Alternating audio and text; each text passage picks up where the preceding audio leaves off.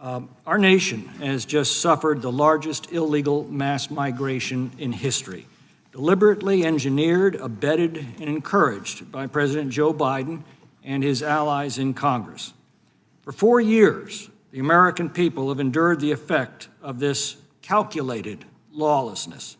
Schools flooded with non-English speaking students, hospitals packed with illegals demanding free health care, Americans pushed out of homeless shelters to make room for illegals, an estimated $150 billion a year taken from struggling American families to pay for free food, free legal services, free transportation, free housing, free clothing, free cell phones for all of those who have broken into our country.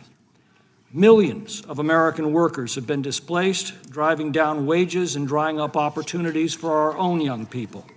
The deadly fentanyl trade coming across our open border now claims the lives of tens of thousands of Americans every year. And worst of all, among these illegal migrants have come the most violent, dangerous, and malevolent criminals and criminal gangs in the world, while sanctuary laws and democratic jurisdictions protect them as they prey on innocent Americans. Every immigration-related agency in Biden's executive branch had a part in destroying the integrity of our immigration system. I'll offer you just a few examples. The U.S. Citizenship and Immigration Services did nothing to stop extensive fraud in mass parole programs that it implemented and delayed adjudication of legal immigration applications in favor of those for illegal aliens. The State Department gave U.S. taxpayer money to non-governmental organizations to hire foreign nationals to tell other foreign nationals how to circumvent U.S. immigration laws.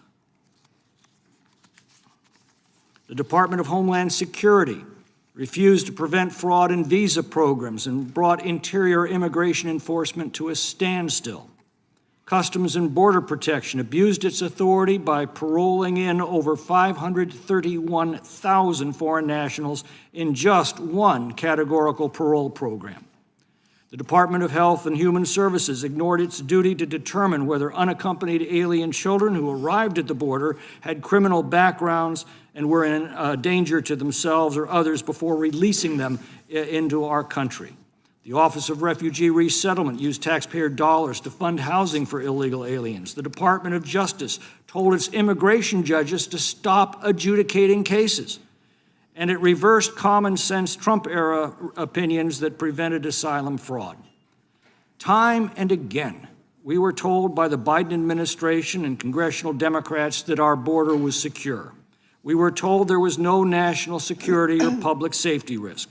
We were told the administration could do nothing more to prevent illegal immigration. But Americans knew better. And they finally got tired of feeling unsafe in their own towns, tired of seeing illegal aliens sleeping in their community schools, recreation centers, airports, and police stations, and tired of footing the bills for foreign nationals who showed nothing but contempt for U.S. law. And on November the 5th last year, they delivered a resounding victory to President Donald Trump with a clear and unambiguous mandate to stop this insanity.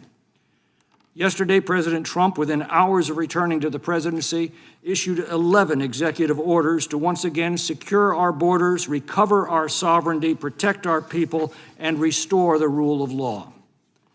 The wreckage of the Biden years will take many years to repair. Between the 6 million illegals deliberately trafficked into our country and another 2 million known gotaways who evaded an utterly overwhelmed Border Patrol, an illegal and unvetted population the size of the state of Washington has been ushered into our country.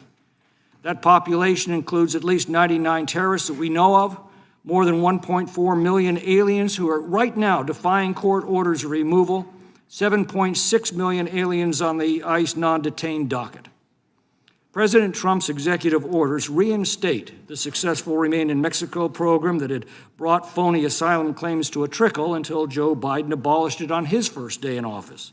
They revoke Biden's anti-enforcement executive orders and policies and make clear to the world that the only pathway into the United States is to obey our laws.